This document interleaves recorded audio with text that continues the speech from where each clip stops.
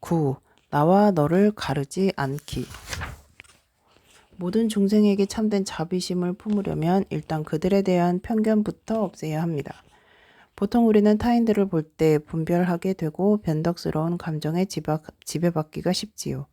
사랑스러운 사람에게는 금세 친밀감을 느끼고 낯설거나 겨우 면식 정도 있는 사람에게는 거리감을 느낍니다. 그리고 밉거나 시세우는 사람에게는 모멸감이나 혐오감을 느끼게 마련이지요. 보통 사람들이 상대가 친구냐 적이냐를 판단하는 기준은 아주 단순한 것 같습니다. 어떤 사람이 우리와 가깝거나 친절하면 친구고 반대로 어떤 사람이 우리를 힘들게 하거나 상처를 주면 원수가 되는 거예요. 우리가 좋아하는 사람에게는 좀 더 가까워지고 싶은 욕망과 집착하는 마음을 품게 되지요. 마찬가지로 싫어하는 사람에게는 분노와 증오 같은 부정적인 마음을 품게 됩니다.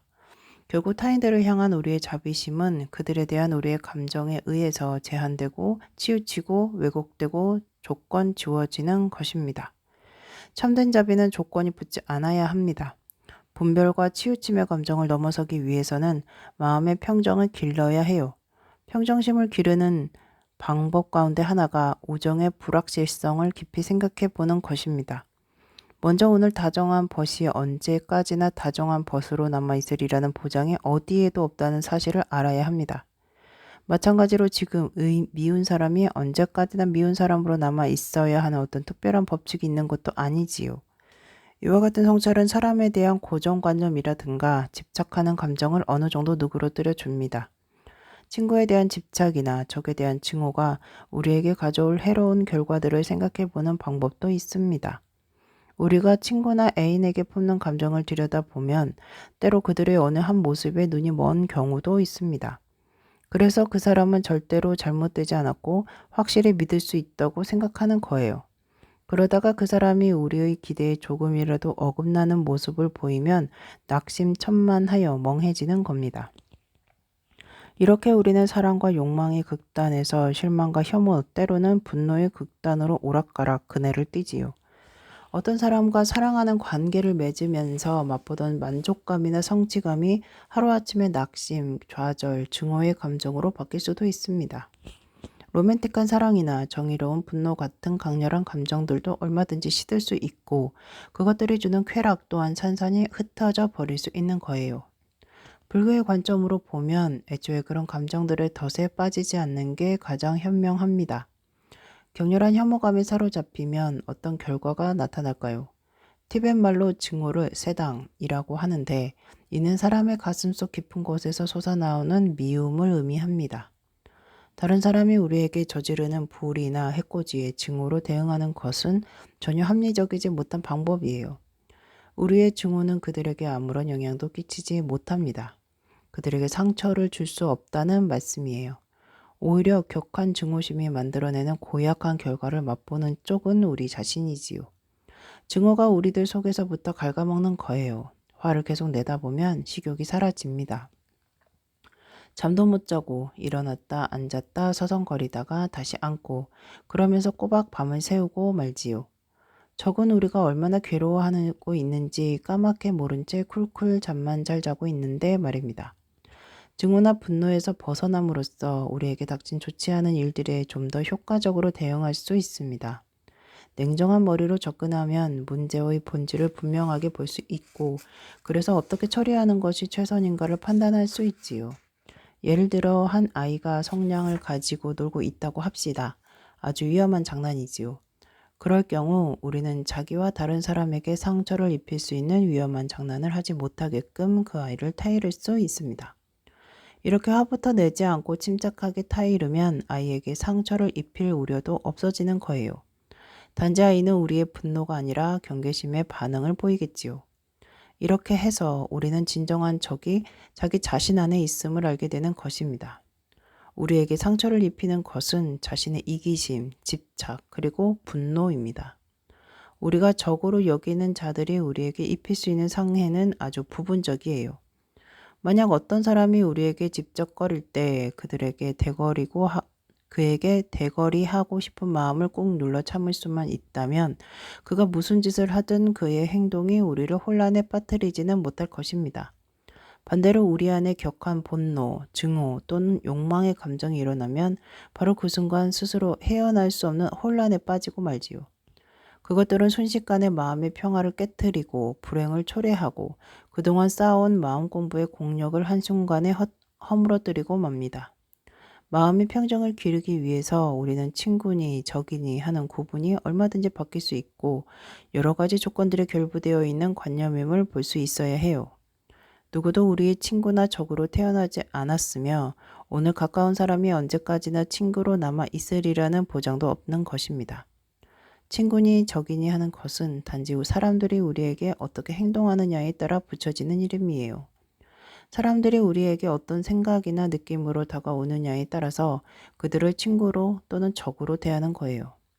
본디부터 친구인 사람도 없고 본디부터 적인 사람도 없습니다. 우리는 가끔 어떤 사람의 행위를 그 사람 자체와 혼동하곤 하지요. 그래서 흔히 누가 무슨 짓을 하거나 무슨 말을 했으니까 우리의 적이라고 쉽게 결론 내려 버립니다. 그렇지만 사람은 본디 애매한 존재입니다. 그들은 친구도 적도 아니고 불자도 크리스천도 아니고 중국인도 티베트인도 아닌 거예요. 상황에 따라서 적으로 보이던 사람도 가까운 친구로 바뀔 수도 있는 겁니다. 전에는 별 볼 일 없는 사람인 줄 알았는데 이제 보니 아주 좋은 친구로군. 이렇게 생각하는 것은 현실에서 얼마든지 가능한 일이지요. 분별과 치우침의 감정을 초월하여 마음의 평정을 기르는 또 다른 방법은 행복하고 싶고 고통에서 벗어나려 하는 점에서는 너나 없이 모든 사람이 똑같다는 사실을 깊이 묵상하는 것입니다. 우리 모두에게는 이 염원을 성취할 기본 권리가 주어져 있습니다. 그것을 우리의 권리로 보는 이유는 아주 간단해요. 그게 바로 모든 인간의 본성이니까요. 나는 특별한 존재가 아닙니다. 무슨 특권을 갖고 있지도 않습니다. 여러분 역시 특별한 존재가 아니며 아무런 특권도 가진 게 없습니다. 행복하게 살고 고통에서 벗어나고 싶은 마음은 나의 본성이에요. 그것이 여러분의 본성이듯이 말입니다. 그러니까 다른 모든 사람도 여러분과 나처럼 이러한 본성을 지니고 있기에 행복하게 살고 괴로움에서 벗어나고 싶은 권리를 얼마든지 행사할 수 있는 것입니다. 명상을 하면서 우리는 이런 생각을 확고히 해야 합니다. 나 자신이 행복하고 괴로움에서 벗어나고 싶어 하듯이 다른 사람들도 행복하고 괴로움에서 벗어나고 싶어 하며 내게 그럴 권리가 있듯이 다른 사람들에게도 그럴 권리가 있다. 명상할 때나 일상에서 살아갈 때나 우리는 끊임없이 이 생각을 되새겨서 마침내 일부러 생각해내지 않아도 저절로 깨달아지도록 해야 합니다. 끝으로 한 가지 더 생각해 볼 것이 있어요. 우리의 안녕과 행복은 다른 사람들의 안녕과 행복에 아주 많이 의존하고 있으며 우리가 이렇게 살 수 있는 것은 수많은 사람의 공덕 때문이라는 사실이 바로 그것입니다. 우리는 부모님 덕분에 태어났지요. 그리고 여러 해 동안 그분들의 돌봄과 사랑을 받고 살았습니다. 우리의 생계, 거주, 살림살이, 나아가서 우리의 성공이나 영예 모두 헤아릴 수 없이 많은 이웃의 공덕으로 이루어진 것들이에요. 우리가 이렇게 살아있는 것 자체가 직간접적으로 많은 사람의 도움 없이는 불가능한 일입니다. 이런 생각의 끈을 이번 생에만 국한시키지 않고 무수한 전생에까지 확대해 보면 얼마나 많은 이들이 우리의 행복과 안녕에 기여했는지 이루 다 헤아릴 수가 없겠지요. 그래서 우리는 이렇게 결론을 내릴 수 있습니다. 무엇을 근거로 분별하는가? 어떻게 이 사람은 가까이 하고 저 사람은 미워한단 말인가? 모든 치우침과 분별의 감정에서 벗어나야겠다. 모든 사람에게 똑같이 은혜를 입은 내가 아닌가? 평정을 유지하기 위한 명상. 모든 중생이 본질적으로 평등함을 인식하기 위해서 우리는 어떻게 마음을 닦아야 할까요? 처음에는 강한 느낌을 주지 않는 상대적으로 좀 거리가 멀고 무던한 사람을 명상의 대상으로 삼고 마음의 평정을 느껴보는 것이 좋습니다. 그렇게 치우치지 않는 마음을 유지하면서 차츰 가까운 친구들이나 적이라고 생각되는 이들에게로 옮겨가는 거예요. 그렇게 해서 모든 중생을 향해 치우치거나 분별하지 않은 자세를 갖추게 되면 그들이 행복해지기를 바라는 마음에 대해 명상을 계속해야 합니다. 자비의 씨앗은 여러분이 그것을 옥토에 심을 때 싹을 틔우고 자라납니다.